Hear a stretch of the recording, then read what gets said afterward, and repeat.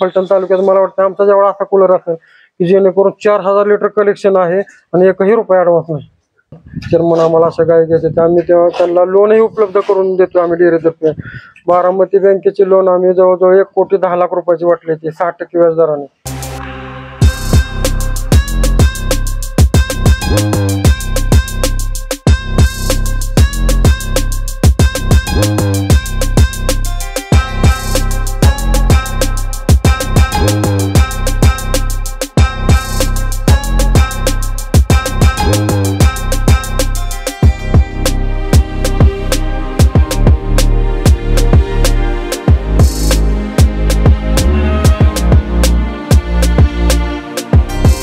शेतकरी मित्रांनो नमस्कार. शेतकरी मित्रांनो, आज यशोगाथा या कार्यक्रमात आपण आलो फलटण परिसरातील वेडणी या गावामध्ये आणि आपल्या बरोबर आहेत तरुण दुग्ध व्यावसायिक अमोल संपत नाळे. शेतकरी मित्रांनो, तसा जर बघितलं तर हा नळाखालचा भाग आहे, म्हणजे पाण्याची मुबलकता आहे आणि त्याचबरोबर दुग्ध व्यवसाय हा खूप चांगल्या पद्धतीने इथले शेतकरी करत आहेत. तर आज आपण अमोलजी यांच्या बरोबर चर्चा करणार आहोत दुग्ध व्यवसाया संदर्भात. पण यांचा दुग्ध व्यवसाय आहे, परंतु यांनी त्याबरोबर जोड व्यवसाय म्हणून दूध कलेक्शनचा पण व्यवसाय सुरू केलेला आहे. तर आज आपण त्यांच्याकडून समजून घेऊयात की खरंच दुग्ध व्यवसाय जर फक्त केला तर परवडतोय का, किंवा दुग्ध व्यवसायाला अजून कुठला व्यवसाय जोड पाहिजे का आपल्याला, की ज्याच्यामुळं आपल्याला हा व्यवसाय अजून फायद्यात घेऊन जाता येईल. म्हणून तरुण मित्रांच्यासाठी हा खूप महत्वाचा विषय आहे. तर आज आपण अमोलजी यांच्याकडून समजून घेऊयात की दुग्ध व्यवसायाबरोबर दूध कलेक्शन करणं त्यांना का करावं असं वाटलं आणि त्यातून त्यांना कसा फायदा मिळतोय, त्यात अडचणी कोणत्या आहेत, संपूर्ण प्रश्नांची सविस्तर माहिती समजून घेऊयात अमोलजी यांच्या बरोबर. नमस्कार अमोलजी. नमस्कार, माझं नाव अमोल संपतराव नाळे, मुक्काम पोस्ट वेडणी, तालुका फलटण, जिल्हा सातारा. बरं, तर अमोलजी म्हणजे दुग्ध व्यवसायाकडे वळायचं कारण काय, किती वर्ष झालं करताय दुग्ध व्यवसाय? मी हा व्यवसाय 2002 सालापासून चालू केला. माझ्याकडे त्यावेळेस दोनच गायी होत्या आणि त्यातून मला माझी शाळा 10वी पासच आहे मी. माझं काही शाळेत म्हणजे थोडस मला इंटरेस्ट पण नव्हता आणि डोकंही चालत नव्हतं काही शाळेत. ते थोडस मला आवड होत गेली, गायांची पहिल्यापासूनच आवड होती. गाय वाढवत गेलो, व्यवसायाकडे ह्या मुख्य वळलो. त्यावेळेस मी 2008 सालात एक गाय घेतली. त्या गायीच्या 14 येते अजून, ती गाय अजून पण आहे.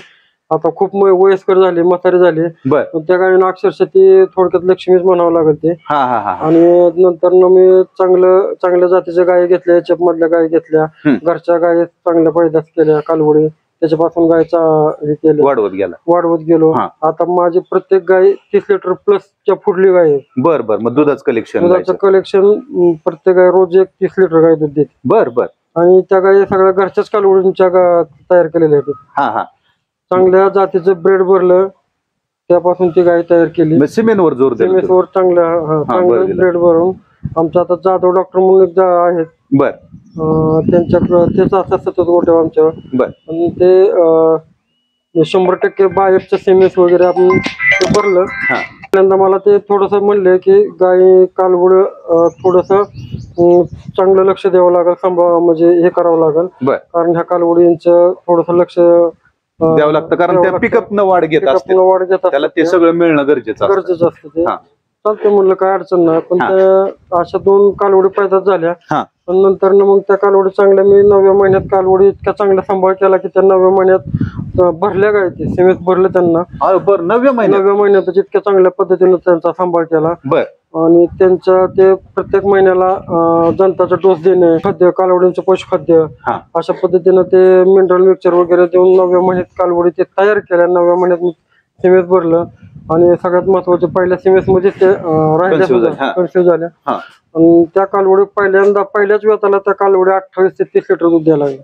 28 ते 30 लिटर पहिल्याच वेताला द्यायला लागले. बरं. पण आता अमोलजी मला सांगा की 10वी पर्यंत शिक्षण घेतलं, तुम्हाला शिक्षणात रस नव्हता, म्हणजे तुम्हाला आवड नव्हती शिक्षणाची, व्यवसायाकडे आला. पण घरच्या लोकांचं काय मत होतं, शिक्षण घ्यावं का व्यवसाय करावा? घरच्या लोकांचं मत होतं की तू शाळा शिक, ह्याच्यात काय नाही, ह्यात कष्ट खूप आहे, हे तुला होणार नाही, आणि ह्यात शिल्लक पण काय राहत नाही. म्हणजे आता पहिल्या जुन्या माणसांचं जर असतंच ना, म्हणजे मत नोकरी चांगली, खूप कष्टाचं आलं वगैरे. पण मला खरं सांगायचं म्हणजे त्यात रसच नव्हता, नोकरीत मला रसच नव्हता कसला. नोकरी करायची वगैरे काय, म्हणजे पहिल्यापासून काय असेल ते असेल, पण ते इंटरेस्टच नव्हता. पण माझी शाळा पण खूप कमी झाली. पण मी जे कसं आता डेअरीचा व्यवसाय टाकला ह्या मागचा उद्देश म्हणजे ज्यावेळेस माझं 80 लिटर घरचं कलेक्शन झालं, घरचं दूध 80 लिटर झालं, त्यावेळेस असं जाणवलं की कुठं काय करा, वेळेत पेमेंट न देणं. आपल्या दुधाला 3, 5, 8, 5 हा बेसिक रेट हा शेतकऱ्याला कुठल्याच माहित नव्हता आमच्या म्हणजे गावात तरी निदान त्यावेळेस. म्हणजे त्या पद्धतीनं चाललं हे चाललं होतं सगळं. मला ते जरा मी 2008 सालात मी डिसिजन घेतलं बाबा आपण डेअरी सेंटर चालू करूया. त्यावेळेस माझ्याकडे भांडवल पण नव्हतं, शून्यातून ते मला उभं करायचं होतं. बरोबर. पण लोकांना ते सगळं सांगायचं होतं की बाबा ह्या पद्धतीने आपण जर गेलो, आपल्याला बेसिक रेट ह्या पद्धतीने मिळला, आपल्याला जर 10 दिवसाला पेमेंट मिळेल तर आपला दुधाचा धंदा सोयीस्कर होईल, फायदेशीर ठरेल. पण ते लोकांना मला त्यावेळेस एक 10-15 शेतकऱ्यांना साथ दिली. मी ते 2008 साला सेंटर चालू केलं. लोणंदला ते लोणंदची एक डेअरी होती, यादव डॉक्टर म्हणून होते, त्यांच्याकडे मी कलेक्शन चालू केलं. इथून दूध लोणंदला जायचं. पण काय अडचणी आल्या त्यांच्या, ते कालांतराने ते 3-4 महिने तर डेअरी बंद पडली. पुन्हा मी आता रस्त्यावर आलो. आता आम्हाला हे बाकीचे काय सेंटर देत नव्हते, कारण तुम्ही वेगळी वाट धरली होती. महेंद्र बेडके आपल्या आर्यमन हॉटेलचे मालक, त्यांनी एक कूलर चालू केला पवारवाडी, आसू पवारवाडीला. कूलर चालू केल्यानंतर ना ते म्हणले तुझी पहिली सेंटर होते, तू नवीन सेंटर चालू कर वगैरे. पण बरं म्हणलं ठीक आहे करतो चालू. त्यावेळेस मी पुन्हा नवीन सेंटर चालू केलं तिथं पण 4 ते 6 महिने सेंटर चालले. त्यांचं पिलं कुठंतरी अडकली दुधाची. तिथं पण मला खूप त्रास झाला. ते पैसे लोकांचे घेऊन लोकांना जे लोक माझ्याकडे दूध घालत होते त्यांचे पैसे सगळे हे केले, ते पण बंद पडले दुधाचं. इतक्या खूप अडचणी आल्या. त्यावेळेला म्हणलं आता ते आपला कुठंच जम बसणार डेअरीच्या धंद्यात. मग 200-250 लिटर कलेक्शन व्हायचं आणि असं काहीतरी व्हायचं की ते बंदच व्हायचं. ते अशा पद्धतीनं ते चालू होतं. 2 ठिकाणी तर असं झालं. 3ऱ्या ठिकाणी मग अक्षरशः मग जिद्द सोडली नाही, जिद्द सोडली नाही. 3ऱ्या वेळेस चालू केलं. 3ऱ्या वेळेस मी यश ॲग्रो म्हणजे हेरिटेजला चालू केलं. हेरिटेजला चालू केल्यानंतर त्यांनी म्हणले तू गाडी घे, 4 व्हीलर गाडी घे आणि शेतकऱ्यांचं डायरेक्ट कलेक्शन घेऊन इथे ये, तुला वाहतूक वगैरे मिळून जाईल. त्यांना पेमेंट 10 दिवसाला देत जावा आम्ही काढचं. मग त्यावेळेस मी नवीन गाडी खरेदी केली. अक्षरशः त्यावेळेस अक्षयकरची एवढी माझ्या विरोधात होती, तेव्हा तू हे 2-3 वेळा झाली, तू आता नको कलेक्शन चालू करू, ते आपल्याच्यानं जमणार नाही. तरी पण मी 5 लाख रुपये एक टाटा विकत घेतली, म्हणजे नवीनच घेतली. त्यात 4 लाखाचं लोन घेतलं. 1 लाख रुपये मी पदर जमवून भरले, 1/4 रक्कम भरले. 5 लाखाची गाडी घेतली. एवढा मोठा निर्णय घेतला आणि मग ते 100 लिटरवरनं पुन्हा आणखी नवीन कलेक्शन चालू केलं. केल्यानंतर मग तिथं थोडासा प्रतिसाद मला मिळत गेला की 10 दिवसाला पेमेंट लोकांना मिळायला लागले. आणि अशा पद्धतीने तिथून माझा प्रवास मग खऱ्या अर्थानं चालू झाला. मग तिथून बऱ्यापैकी मग 1,500 लिटर कलेक्शन झालं. पण थोडासा आता मला आता निर्णय घेतला की कूलर वगैरे घेऊया. डायनामिक्स कंपनीचा मी कूलर आमचे जे साहेब आहेत अजय फराटे साहेब त्यांच्याकडे गेलो की अशा पद्धतीने म्हणलं वेडणे गावामध्ये आम्हाला कूलर पाहिजे वगैरे. मग ते म्हणले ठीक आहे तुम्ही बांधकाम चालू करा, सगळं करा, आम्ही देऊ तुम्हाला कूलर. आणि पेमेंटचं शेड्यूल त्यांचं बघितलं. ते म्हणले पेमेंट आमचं 5, 15, 25ला तुमच्या खात्यावरती शेतकऱ्यांच्या खात्यावरती जमा होणार, काही अडचण येणार नाही पेमेंटची.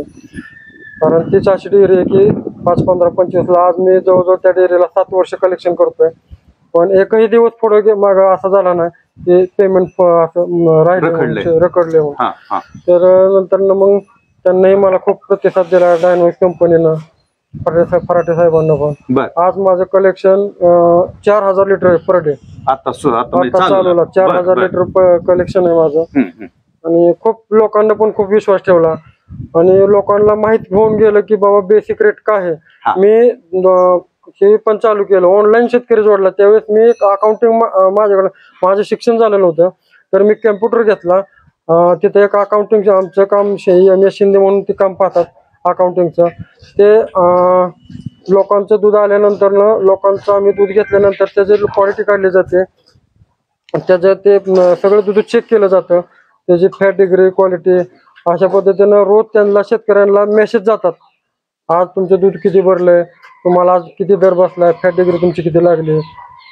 अशा तऱ्हेनं सगळं शेतकऱ्यांनी ऑनलाईन केला, तो ऑनलाईन जोडला गेला शेतकरी. आणि पेमेंट हे आमचं 10 दिवसाला पूर्ण शेतकऱ्यांच्या खात्यात होतं. अशा पद्धतीने आमचा डेअरीचा व्यवसाय चांगल्या पद्धतीने चालू आहे. बरोबर. अमोलजी, आता सगळ्यात महत्वाचं शिक्षण. तुम्ही सांगितलं की हा व्यवसाय सुरू केला, खूप अडचणी आल्या, त्यावरती मात करत करत तुम्ही आज या स्टेजवरती आलाय. तर जे काय सुरुवातीला शेतकरी तुमच्या बरोबर होते ते शेवटपर्यंत राहिले का? हो, शेवटपर्यंत. आता जे पहिला जो शेतकरी माझ्याकडे आता दूध घालत होता, म्हणजे चालू केलं, अजून शेतकरी माझ्याकडे आहेत. म्हणजे आता जवळजवळ 10 ते 12 वर्ष होऊन गेली, 15 वर्ष झाली. शेतकरी म्हणजे विश्वास तसा शेतकऱ्यांच्या वरती माझा आहे, त्यांचा माझ्यावरती आहे. म्हणून ते आता तुमच्या बरोबर आहे. आमच्या बरोबर आहे. बरोबर. आम्ही जे काय करायचं म्हणलं तर आम्ही ते आता संगणमतानं करतो. एखाद्याला गाय घ्यायचं म्हणलं तर ते मला फोन करतात, चेअरमन आम्हाला असं गाय घ्यायचं, तर आम्ही तेव्हा त्यांना लोनही उपलब्ध करून देतो. आम्ही डेअरीतर्फे बारामती बँकेचे लोन आम्ही जवळजवळ 1,10,00,000 रुपयाची वाटली होती 6% व्याजदराने. फक्त त्याचा हप्ता महिन्याला 9,000 रुपये हप्ता देतो. बाकीच्या शेतकऱ्यांच्या खात्यावर पण पैसे जातात, उरलेले पैसे. असं नाही की बाबा एखाद्या शेतकऱ्याचं 100 लिटर दूध चालू असेल, आज दर 30 रुपये, मग त्याचे रोज 10 दिवसाचे 30,000 पेमेंट निघत असेल तर त्याचे फक्त आम्ही 9,000 रुपये कटिंग करतो महिन्याचे, आणि बाकीचे पैसे त्याच्या खात्यावरती सोडतो. बरोबर. कारण त्याचाही बाकीचं पण त्याचं सगळं चाललं पाहिजे. बरोबर. त्यामुळे ते शेतकरी ते अडचणीतच येत नाही. ऍडव्हान्स पूर्ण पद्धत आमच्या डेअरीवरती पूर्ण बंद आहे. आम्ही ऍडव्हान्स कुठल्याही शेतकऱ्याला देत नाही. तरी आमचं एवढं कलेक्शन आहे फलटण तालुक्यात. मला वाटतं आमचा जेवढा असा कूलर असेल की जेणेकरून 4,000 लिटर कलेक्शन आहे आणि एकही रुपया ऍडव्हान्स नाही.